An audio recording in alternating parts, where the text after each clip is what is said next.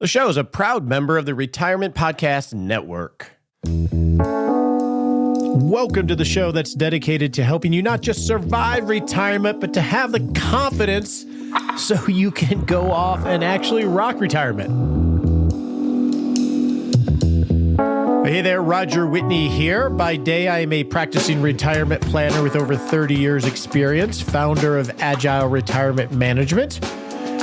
And over the last 10 years or so on this show, you and I have hung out and focused on how do you actually do this thing called retirement planning, not so you create a second job, but so you can actually go off and create a great life and not think about this stuff so much. Excited for this month. We are starting another Retirement Plan Live case study with Mike and Judy, who you're going to meet here in a moment. And throughout the month, this is how it's going to work. We're going to meet Mike and Judy today, get an understanding of their background. Next week, they're going to share what they want their retirement lifestyle to look like. The week after that, they're going to share the resources they have to provide for that lifestyle to start to build out the framework to answer the question, can we afford the lifestyle that we want? A question we all have. If you would like to do a little bit of work on your retirement plan along with Mike and Judy, sign up for our 6-Shot Saturday email, which is our weekly summary of the show. It's a fantastic summary that will give you worksheets to go through the journey with Mike and Judy. And then in early July, I forget the exact date, we're going to have a live meetup online with Mike and Judy to walk through whether they can achieve the lifestyle they want given the resources they have. And if not, how do they start to negotiate? So this will be a fun exercise for them for sure, but hopefully for you to gain traction on your retirement planning so you can have that plan of record in place. In addition, today, we're going to have Dr. Bobby Du Bois on our Rock Life segment to talk about how to manage sun exposure. Before we get off to those two things, recently we had our In the News segment related to AT&T's data breach and some tips on what to do about that. I got a lot of emails about how to protect ourselves online and protect against identity theft, and I appreciate all the feedback and the questions. We are going to have a cybersecurity expert on the show, I believe this month, or if not next month, who is a member of the club. He actually did a meetup in the Rock Retirement Club related to cybersecurity about a year or two ago. He agreed to come on the show and share some of his tips from someone who actually has done this for a living. So this is his circle of competence. So it's great to have an expert come on and hang out with us. So you'll see that a little bit later this month. With that, let's go meet Mike and Judy.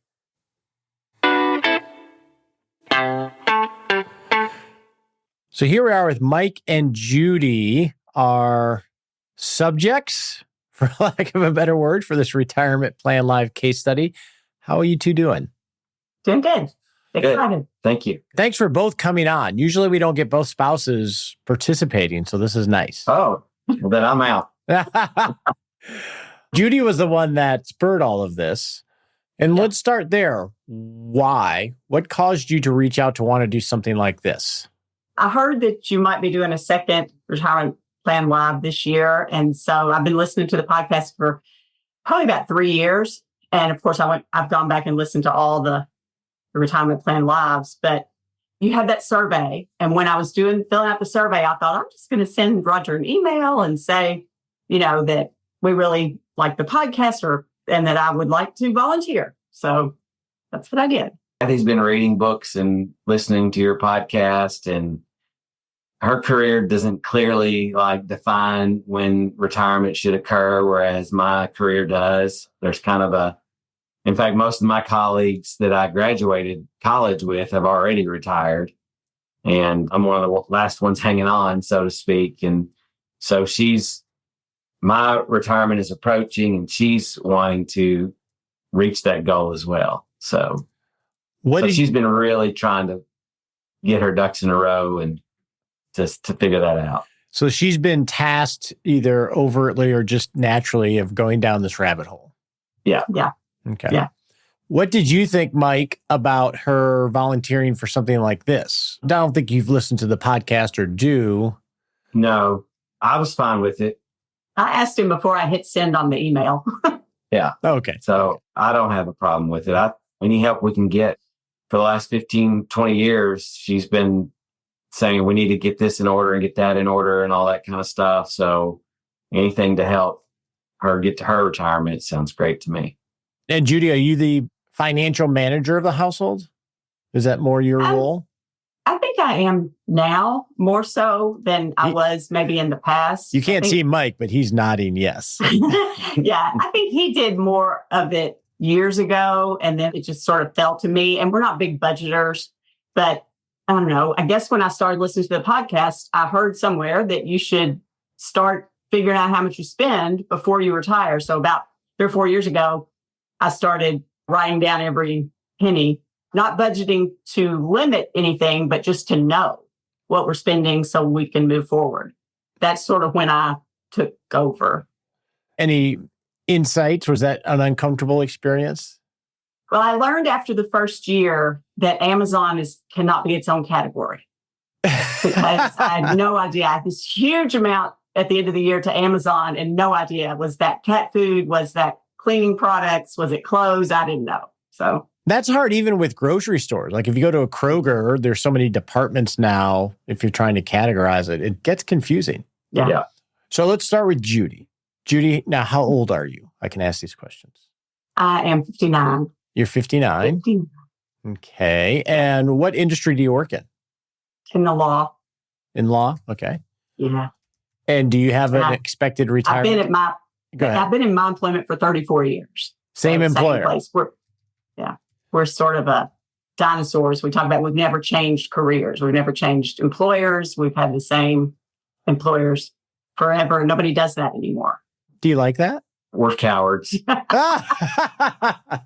We tell our children all the time, our children are all graduated college, and we tell them all the time, always be pursuing more, look for other opportunities, don't be afraid to make changes. And that's exactly what we didn't do. So we got in our little comfortable paths and we stuck to it. It seems like you've created a great life from what I know so far. So it's been good. Yes, for sure. Okay. And then roughly how much do you make a year, Judy? 115. Okay. Just rough numbers. And you're in the Midwest. We'll just say Midwest. Yeah. And then what about you, Mike? I'm an educator. I've been in education for 30 years now, getting ready to finish my 30th year. Ooh. I think I earn like $72,000. I think as we'll see, you have a pension, but you don't have eligibility for Social Security, correct?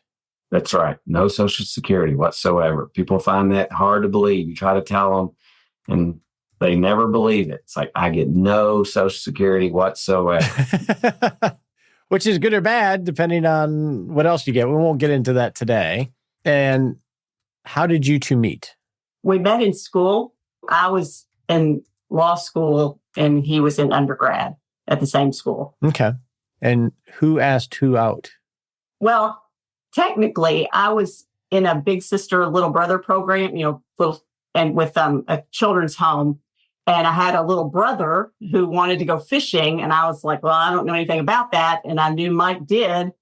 And so I said, will you take my little brother fishing? So that means I asked you out. She used her little brother to get to me. Were you thinking of that as an entree to a date, or was it just the little brother? That was a long time ago. I can't quite remember. Can't quite remember. Okay. Long time ago. So how long have you guys been married? 30. Since 91. I can say that. I'm not quick on the math. 33 years. 33 years. So we're about the same because I'm 34 this year. Yeah. And I didn't get your age, Mike. I'm sorry. I am 53 now as of this week. 53. Yeah. How old were you when you got married? I was 20. I was a baby. Too young. Yeah, so she robbed you. I'm married to an older woman as well. My parents were not thrilled. That's not true at all. That's totally untrue. When she asked you to go fishing, you had no clue what was coming. She had it all planned out. I was all for it. Yeah, let's go. Shauna is 13 months older than me, so I hold that against her. Yeah. So what I like to do at the beginning, so just to map this out for you, is today we're just going to get to know you a little bit and set a benchmark for what we want to accomplish. Next time we talk is going to be goals. What is the projected retirement date? What is it we want from a base great life, wants and wishes? So let's work on setting a benchmark. So when we get done with this entire process, we can look back and say, okay, checkbox, we've got clarity on that. We have that in place. I understand that. What are some things that you want to get accomplished in this exercise? Well, I mean, I want the 4 C's. I want clarity, because I'm not really sure that I know what I'm doing and that I'm considering everything. I want confirmation that it's going to work, that I've got a feasible plan. I want comfort, because I feel a lot of responsibility, both for our family finances and then also for my father's finances that I'm taking care of. And then bottom line, I want confidence to walk away from my career, because even though Mike's job, he gets a pension on a certain date, people in my office work till they're way too old. I mean, people in my office work in their 80s. I just want to walk away with confidence. So that's what I want. What do you want? You want me to quit stressing over this? Is that your goal? Well, I just want some confirmation, because I do feel like she's done a lot of the homework and looked at the numbers and everything looks pretty good. So we want some confirmation on that. I hate to say, if my retirement is just so much more clearly defined than hers. And so but hers is just not. And so we could get more confirmation and clarity on that so that we can have the assurance that it's going to be fine. Okay. So I have those 4 C's. I like those 4 C's. Those are good. And I wrote, so let's put a little bit more context to each of the C's. Okay. I have for confirmation, our retirement will work. That's pretty straightforward, right? Right. Confidence, and I put this more for you, Judy, confidence, I can walk away from my career, right? Yeah. What do you want? When can I do it? Like a date certain. I'm typing while we're talking. I'm going to put when in all caps. Yes. With an exclamation point. What do you want clarity on? I just want like an independent set of eyes on our circumstances, because I'm not sure that I'm thinking everything through, that I'm thinking it through correctly. I mean, I'm a writer. I'm not a math person. So I'm afraid, what if I'm missing something? I want Mike and I to be on the same page, because I'm learning stuff. Even since I first talked to you, I'm learning stuff that I didn't know. Like, I didn't know that we wanted a truck. I thought our 20-year-old truck was fine. I didn't know we needed a new truck. Like, I did not know. I know. I'm learning things, and I want to make sure that Mike knows where we stand financially, that I know what his goals are, that he knows what my goals are, and that they're the same. Oh, I love that. So clarity from an independent eye, that I is me in this case. Mm-hmm. I want Mike and I to be on the same page. So he's not thinking tomato and I'm thinking tomato. That's always a surprise. And then I put clear the fog on blind spots. It sounds like you've done the numbers, but you don't know what you don't know. And you want to make sure that you didn't miss some big thing that should have been obvious, but just wasn't. I have a big master spreadsheet, but like I said, I'm a writer, and a researcher, not a math person. So I made it up myself. I was showing it to Mike one time, and then I realized that like the year that I'm 84, I just skipped it. Like I skipped the year that I'm 80. Like I cannot live and spend money in the year that I'm 84 years old. So things like that. I'm like, oh my gosh, that's a pretty big miss, You could just move it down and die a year earlier, and it all works out. Yeah, that's essentially what I did. It's too late to add it in. But I guess I won't live to 95. It'll just be 94. Yeah. I also heard something, Judy, from because you're the financial manager, you want to have confidence so you don't screw it up for Mike. So he or screw it up for me. She can't screw it up for me. Yeah, I know that. Yeah, I feel a lot of responsibility. And I think most of that comes from the fact that I can keep working forever. So it will be my decision when I walk away. And so that puts a lot of responsibility on me. And then for years, I'm the one with the 401k. I'm have no idea what's happening in my 401k. I just throw money at it. So I feel now maybe that wasn't the best choice. I stepped back from my career, went to part-time. Was that the best choice? That was 20 years ago. Now that lowered our income, so I feel a lot of responsibility there. I feel a lot of responsibility with taking care of my dad and then planning for the children. It's a lot. And my goal in life is regret avoidance. So I'm always trying to think of worst case and how to avoid that. So I resonate with that approach, avoiding regrets. You mentioned your dad a couple times. Tell me that dynamic of your life. Well, I'm an only child, and my mother passed away a few years ago. And so my father is 93. He has just recently moved into assisted living, but I'm sort of his, at least financial caretaker. So, like officially? Yeah. Officially and unofficially for 10 years or so since my mom passed away. And does he have the financial resources to sustain himself financially? Well, yeah. He does where he is now. If you move from assisted living to memory care, that's like double. So then maybe he would be running through it a lot quicker if that happens. But that hasn't happened yet. But he has longevity in his family. All his parents and siblings live to 95 or older. So I just don't know how that's going to go. And he's local there? Yeah. You have very broad things going on. Clarity, confirmation, comfort, confidence. What things need to be present for you to have those? Numbers on paper. If that makes sense. I don't really worry about the things that maybe I should worry about. I don't worry about inflation or interest rates. I just worry about being able to pivot when needed and knowing when that is. Okay. Does this all make sense to you, Mike? Yeah, for sure. We talk about it a lot. That's what you want at the end of all this. I don't have to talk about it anymore. My family's much easier. My pension's all spelled out. I've got a bunch of brothers, so we're not getting any money when my mom passes. We don't have anything. So everything's more complicated for her. Yeah, they don't worry. I couldn't tell if you were saying financially or just psychologically. Psychologically. Both. Yeah. So I'm going to put down as a target. Don't want to have to think about it so much. Yeah, for sure. Yeah. Absolutely. Okay. We need Judy to be able to embrace a time. Like we've jokingly said, because she is a little bit older than me, she started her career shortly before I did. And I have a pretty definite finite finish line. And she's like, I am not going to start my career before you and end my career after you. So she wants to end her career when I end my career. And so that if we can get a situation where that's going to work out, that would be wonderful. Well, let me just ask that question. Mike, what is your ideal retirement date? Not the prescribed one. What's your ideal retirement date? Not the prescribed one. The ideal one would be yesterday.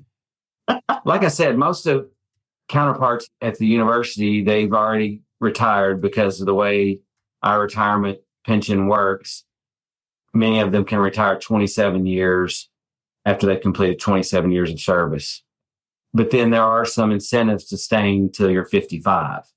Pretty significant incentives. And so we both agreed that I would stay till I'm 55. Okay. But ideally, you would want to retire today. Burnout is a real thing. Yes. I'm going to put quotes on that. Burnout is a real thing. Yes. Yes. Absolutely. I still really enjoy my job a lot. And if I could work at what I'm doing right now 2 to 3 days a week that I choose, I would still do it. Absolutely. But there are many more days than there used to be where I text Judy at lunchtime and say, I can't do this anymore. It's gotten too difficult. There are days where getting up and getting ready to go to work, I almost get emotional. It's like, I can't go. I can't go today. But that's rare. I mean, it really is. It's rare. 67% of the time, 2 out of 3 days, I'm fine. But it's getting harder and harder, for sure. What you articulated is very common, just so you know, right? In every profession, It's like at this stage, I'm just tired of the grind. I like what I do. I love the people I do it with. I'm just tired of the grind, whether it's travel or committee meetings or pick your flavor depending on your industry. So I'm guessing a lot of people resonate with that. Judy. Yep. What is your ideal? My ideal would probably be the end of this year. And then my goal would be anywhere from a year from now to 2 years from now. So 2026-ish? Yeah. You're thinking together? Yeah. Like in June, like the end of the school year. So the end of next school year or the end of the next school year for me.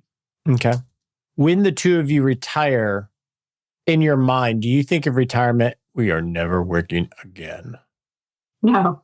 No, I don't. I don't know what she's going to do. But I'll definitely substitute teach. I spent my entire career in the same school district, and I have a lot of connections there. It's a really, really good school district. So I will definitely, just because I play a lot of golf, for example, I don't even want to play golf every day. And so I kind of would view that as, I hope, as money that helps cover my golf fees and that sort of thing. I'm more than willing to do that in the winter time. You know, when you can't get outside, I'm not a person, I can't sit around. I cannot sit ever. I'm always on the go. So I'm sure I'll do something, or I might work in the pro shop at the local course. I might mow lawns. There's a lot of things I've considered. I used to say I was going to be a barber, but I don't want to do that. I don't want to be on my feet that much anymore. What about you, Judy? Will you never work again? No, I will never work again in my career field. I do a lot of volunteer work, and that takes, 10 to 40 hours, 10 to 50 hours a week. So that'll keep me pretty busy depending on the time of year it is. And then with my ministry that I volunteer with, I have paid opportunities with them for different seasons of the year to work. Okay. And I plan to do that. Okay. And you have kids. I heard kids somewhere, right? Yes. 3 children in America. In America, that's right. 3. So what are the 3? You don't have to give me their names. Just give me their ages. Yeah. We have a son. We have a 30, 28, and 24. Yeah. 2 sons, 30 and 28, and our daughter is 24. And then we have an exchange student that lived with us for 5 years who's in South Korea, and she has an 18-month-old, and we spent a lot of money on that too.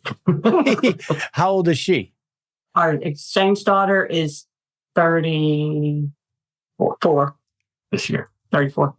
I love that it's exchange daughter. She's a daughter. We've talked about this offline, which is awesome. Yeah. Okay. And you have 1 grandchild. 1 grandchild in Korea. Exchange grandchild. Yeah. That's right. And they're all our kids are, like Mike said, they're all launched. The boys are out of graduate school, married, stable. Our daughter is working on her, master's or PhD or whatever point she's at in the program right now. So. Okay. So I'm going to read something that you wrote, Judy. Mm-hmm. And then and Mike will give me an amen on this one, I think. Oh my gosh, no. Judy says, bottom line, I want to know what is feasible and reasonable so I can stop the daily debates with myself, quit thinking, talking, obsessing about this, and move forward with a workable plan. Yes. That's what she does. All right. She watches her 401k daily. I tell her, don't do that. Don't do that. I've told her that for 10 years, and she's obsessed with it. And I know those daily debates. Yeah. Okay. Well, that's the objective. That statement, I think, gets you the C's. So our goal is just to follow a process to get clarity, confidence, comfort, and confirmation of whatever the numbers are, right? If it blows up, well, then we will negotiate how do we get to those? And what are little baby steps we can take from there? Right. I have no doubt that we can make pretty much anything work because we've done that. Like I left my career for a year and went and taught high school and took a 3/4 pay cut or something. I mean, it was crazy the amount of money I left on the table, but we didn't have any problem with that. 1 year early in our marriage, or not early, but we really were living paycheck to paycheck and decided to adopt a child that was going to cost $20,000, which seemed like a crazy amount of money at the time. And we did it in 6 months. Like we can do anything. We just need to know what we need to do. Not working forever. That's not anything. With that one off the table. Off the table. But it is sort of like kids. It's like you do the math and you would freak out, but you figure it out. So I think that in our next conversation, what we're going to talk about is what does a base grade life look like cost-wise and qualitatively as well? What are the discretionary things we want on top of that if we could? All right. So you two can obsess about those between now and the next conversation. And then we'll frame those Again? a little bit more obsessing, Mike, just a little bit more obsessing. And we'll build this step by step. Okay. Okay. Yes, sounds good. Now it's time to go to our Rock Life segment and talk about health with Dr. Bobby Du Bois. Bobby, how you doing, buddy? I'm just sunshine happy today. Well, before we get started, because we're going to talk about sunshine and the good, bad, and what we can do about it and managing it. But before we do that, how's your podcast going?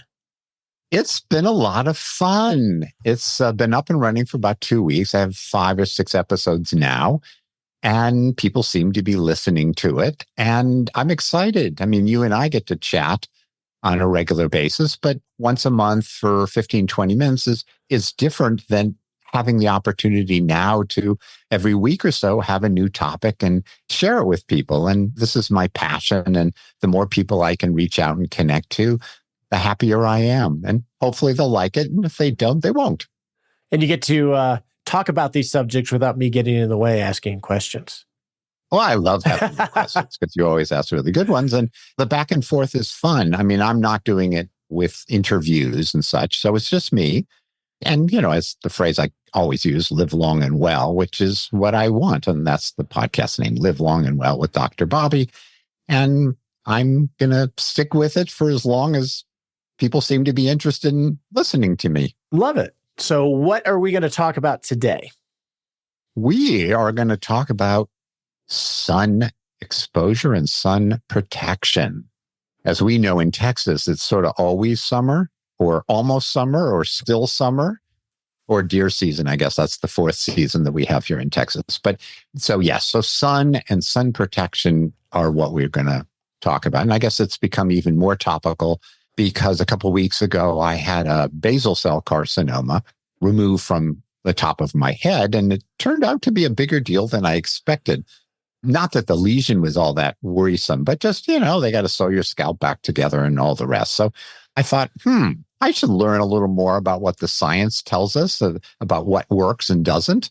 And while I'm doing that, I might as well share it with other people because they may get something out of it, or at least I hope they do. So before we go to that, basal noma carcinoma. Did I say that right? Basal cell carcinoma. Okay, tell me what that is. Is that like a mole?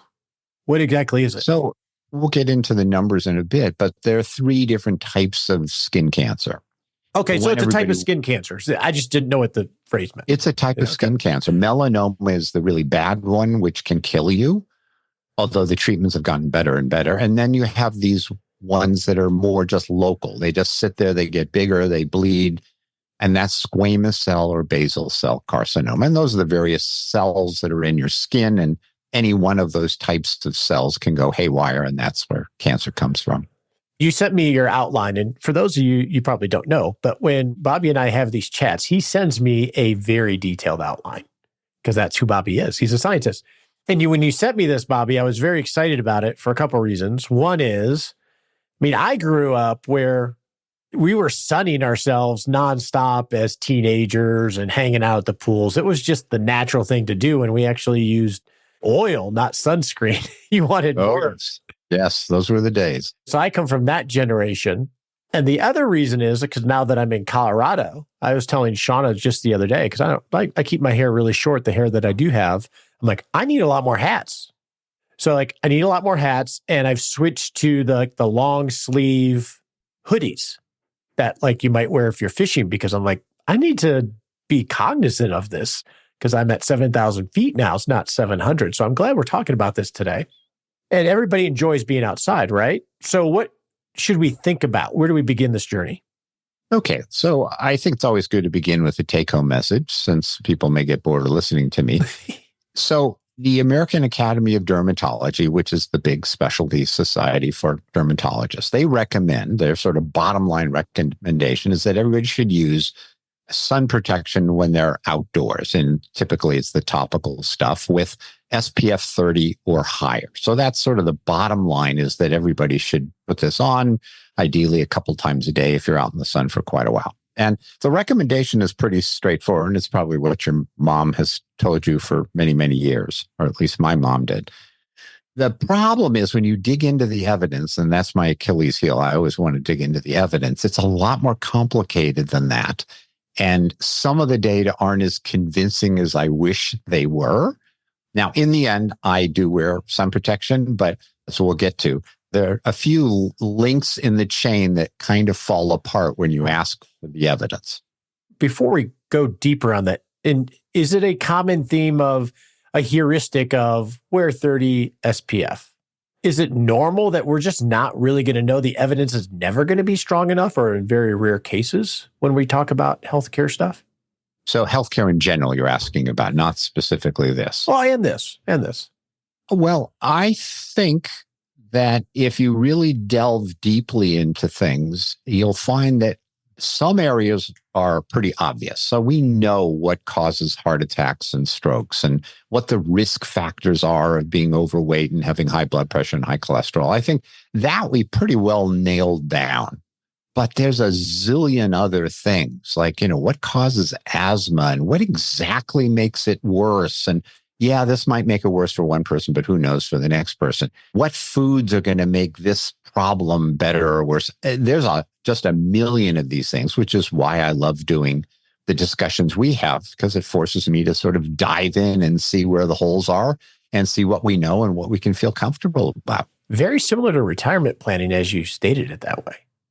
So, okay, well, yeah, then we've got the right audience. So what type of health issues does being in the sun create? So some things are pretty obvious, and we all have lived our lives. So we kind of know that sun causes sunburn.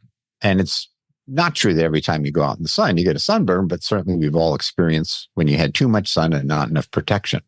And folks probably know that being around the water or snow or sand, it's highly reflective and you get a blast of the sun. And then sort of the hours of the day, 10 to 2 p.m. are the problem hours. And people think, oh, well, it's cloudy, I don't have to worry about it. Well, the vast majority of the UV radiation actually goes right through the cloud. So even though it seems a little gloomy out, 80% is penetrating the cloud. So still, you might want to protect yourself. And everybody's heard about ultraviolet light. There's UVA, UVB, UVC. I don't want to go down the rabbit hole on this, but UVA is the one to worry about because it actually absorbs deeply into the skin and it can cause problems. What is really not open for question is that being out in the sun too much will age your skin, whether it's age spots or thinning the skin or wrinkles. That's pretty clear. So if you don't believe any of the rest of the stuff we're going to talk about as we age, and many of the people on this podcast are getting up towards middle age or beyond, we don't want to look like an old person. So protecting your skin, if nothing else, will keep us from doing that. And then, of course, you want to avoid skin cancers, and we'll get into in just a bit kind of what the evidence is for that. My question is, since we all are middle-aged or beyond, and many of us grew up without really thinking about, other than sunburn, skin cancer and UVAs and all that, is much of the damage already done? or just taking proactive steps now just help mitigate anything further? Well, isn't that great? You've asked the fundamental question. And we'll get into some of the studies in just a little bit. But that's one of the things that's not so clear is there are definite data that if you had a lot of sunburns as a kid, you are at risk. And the magic number is sort of 5. Above 5, then there are more problems. But even if you compare people that had 1 or 2, these are the ones you remember. Oh my God, I went to Nantucket and boy, I look like a lobster, just what we had for dinner. So people often remember these big bad episodes as opposed to, I went out in the sun and my nose is a little rosy. That's probably not what we're talking about. But where the data isn't so clear is, well, okay, so I had some as a kid. Does it really matter what I do now? Now, it certainly does if you're worried about the aging of your skin. But where the evidence isn't so great is how much of the damage is already done and how much can we protect against. I think the belief is it's cumulative. So if you do more bad things to your skin now, it's going to be bad, but it's not so clear. And that's the problem. Well, I imagine, and it's still a good case not to continue, regardless of whether you know or not. Right. As I talked to Gail, my wife, about what should I share on this podcast? She said, well, you need to emphasize looking older. Now, she's a woman and she worries about that probably a bit more than I do. She said, look, people don't want to look older. Is that because you already look older that you don't worry about it so much? That could be. That's a very important observation. I have no hair anymore. And yeah, so I guess I don't care about it anymore. And actually, we'll come to this later about the difference between men and women and their sun protection. But to bring a sober element to this, skin cancer is the most common cancer that affects humans. And there's about 5 million a year in the US. And the bad ones, which are the ones that can kill you, the melanoma, that at any one point in time, there's over 1 million people in the US with a melanoma. And these are the ones that if they're left to their own devices, they metastasize. And up until maybe 20 years ago, there was really no treatments that worked. Now there's definitely treatments that help, but they don't necessarily solve it for everybody. So it's an important thing to be concerned about. I've heard that phrase and I've known what it means, but I just want to make sure I want to get reacquainted. Melanoma means what? Okay, so people with dark skin have melanin in their skin. That's what sort of creates the darkness. And so you have cells that make that. And melanoma is when those cells become cancer. And that's the bad one. The other ones would just grow and whatever, but the melanomas are the ones that you really, really don't want to miss. Okay. And who is at risk for skin cancer? Yeah, that's an important question. And the people that are at the most at risk are people that are fair-skinned and fair-haired. And the data is pretty clear. And that folks with dark skin and blacks aren't nearly as at risk for skin cancer. It's fascinating. You do some of these things and you learn, gosh, there's certain societies that have this problem or this approach to life that's so different from everybody else. In Finland, there are half as many saunas as there are people and everybody does sauna all the time. So you can look and do studies on saunas. Well, Australia seems to be a hotbed of research on skin disease, skin cancer. And it's because they get a lot of skin cancer. And then there's all sorts of theories. One of the theories is that the people that moved there, because there were very few people that were Aboriginal, they were fair-haired. They came from England and such. So that's why they have a problem. Other people say, well, it's because they're near the equator. I didn't quite realize that Australia is near the equator. It looks on the globe like it's pretty far down, but apparently it is. So they get a lot of sun. And then you have the people that's like, oh, right, they got the hole in the ozone layer. So the UV is streaming through. That one's been a bit debunked. But anyhow, Australians seem to be very focused and they do have problems. So, but as a general rule, the lighter your skin, the more at risk you are. Darker your skin, likely the less at risk you are. That's right. Okay. And let's go back to the issue of sunburn. So you asked about, well, does it matter once you get older? So there has been a lot of looking at this, and there were 51 studies in a meta-analysis, and they divided people into, well, you never really had one of those bad sunburns versus you did, sort of dichotomous, yes, no. And then they tried to stratify it by how many you had. And there was a relationship. So people that had sunburn versus those that didn't had a much higher risk of melanoma. And as we've talked about with observational studies, where you just sort of look at people and see what they do and what they don't do, and you follow them for decades, that's a lot different than a clinical trial where you randomize people. But one of the things you look for in an observational study that makes you a little more interested in the results is what's called the dose response curve, meaning the more you do or have or experience, the worse off or the better off you are. That's a dose response. So more sauna per week, you do better than fewer sauna. So here with sunburns, there was a dose response. If you had a lot more sunburns, you had a lot more risk. So that makes it a little more believable that that's the case. And the other cancers, not the melanomas, but the non-melanomas, the basal and the squamous cell, also appear to correlate with sun exposure and sunburns. Okay. And then people always ask me, well, Dr. Bobby, what about indoor tanning? They tell me that's totally safe. Well, it turns out that if you look at the literature, there's like 36 studies that were brought together in one article. And people who do regular users of indoor tanning have a 25 to 50% increase in melanoma and the other types of skin cancer. So, and the more you do, the worse off you are. And the people that did more than 10 sessions a year were particularly problematic. And those cancers, which also makes it a little more convincing, happen in people that are much younger. Yeah, because a lot of younger people do those tanning booths. So I don't see a reason to do it. And I think it's probably safe not to. So we've talked a little bit about how the evidence isn't so straightforward.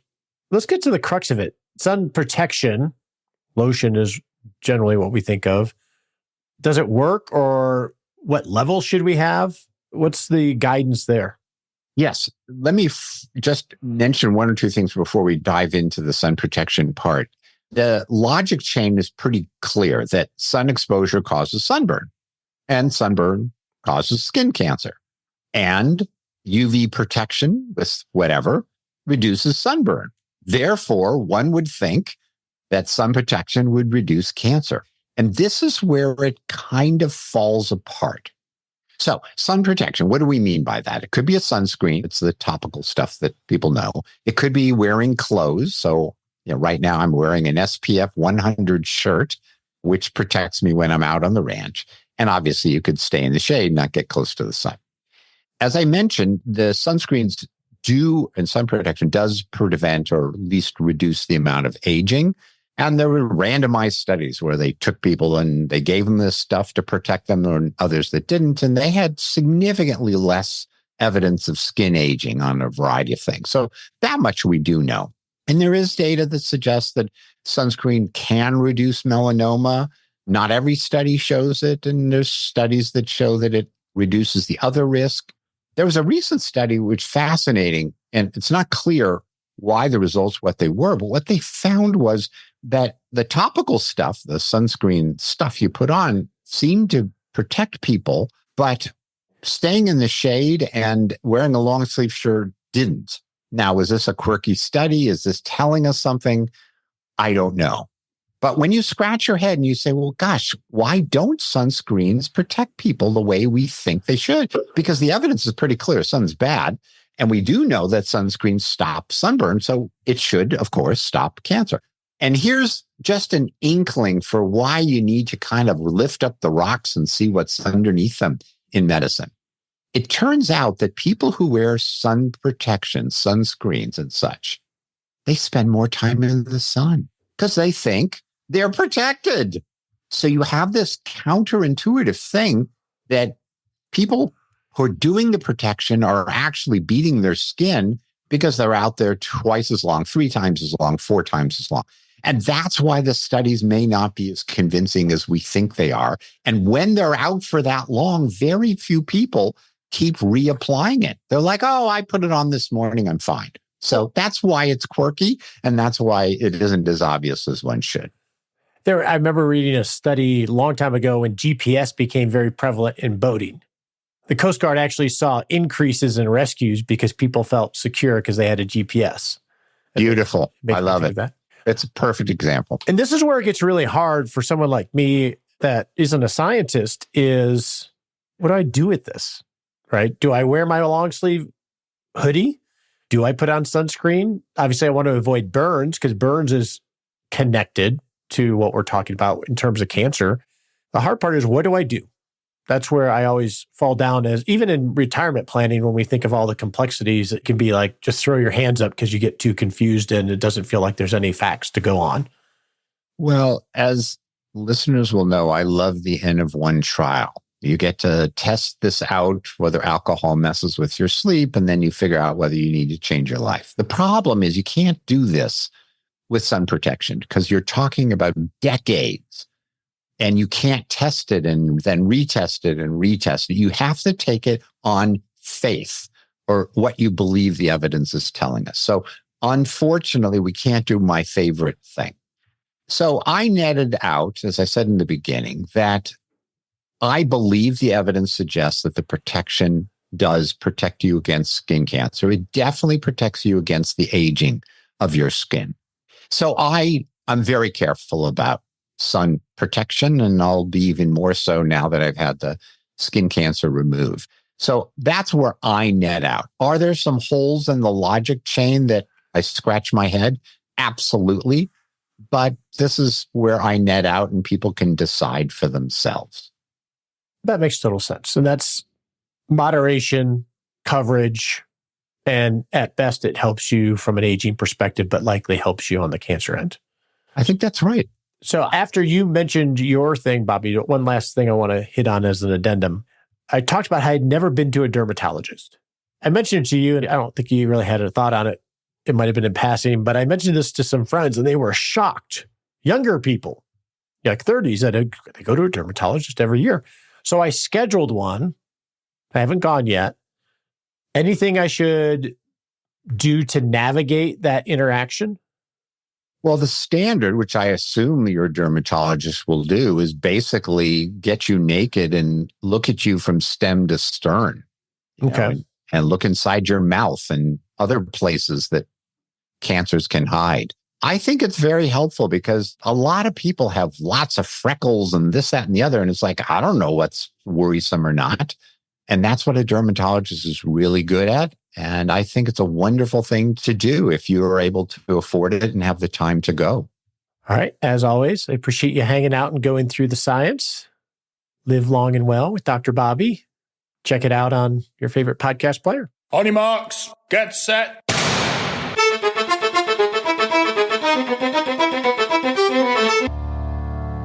And we're off to set a little baby step we can take in the next 7 days to not just rock retirement, but rock life.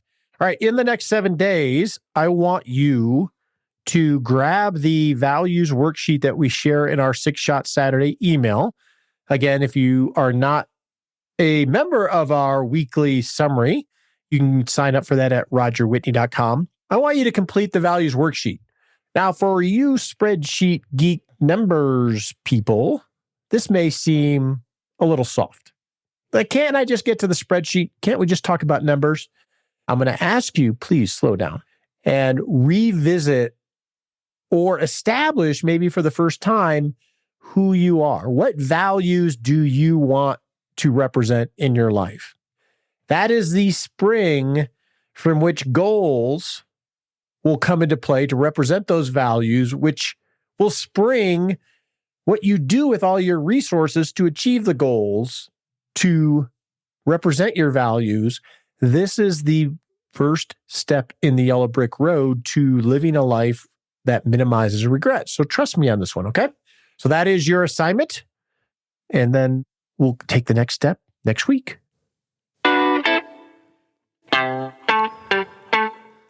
Also this week, as a addendum to the show, I'm going to share my journey on purchasing a place in Colorado, which is where I'm at now. I'm in the new studio. We're here for a month or two in our townhome that we just bought. For those of you that have listened for a while, it's been a long journey, and I've had a lot of misstarts and pivots in that journey of potentially or ultimately relocating, but now living in between because of family obligations that we want to honor. So I'm going to share that as an addendum to the show. It's a little weird for me to talk about. One, it's talking about my personal life and what we're doing. Two, to be honest with you, and I shouldn't. I know I shouldn't, but I do. I feel a little, not embarrassed, but weird about all the missteps that we took that were actually necessary steps, maybe in the journey financially that I'm trying to navigate. So I thought that would be a good open experiment because all of us, like you, may be thinking about relocating, and perhaps you can navigate this maybe a little bit more direct than I did. I don't know, but I will share that for those of you that are interested on an addendum that be at the end of the show, if not next week, the week after. With that said, go enjoy a beautiful summer day wherever you are at. The opinions voiced in this podcast are for general information only and not intended to provide specific advice or recommendations for any individual. All performance reference is historical and does not guarantee future results. All indices are unmanaged and cannot be invested in directly. Make sure you consult your legal, tax, or financial advisor before making any decisions.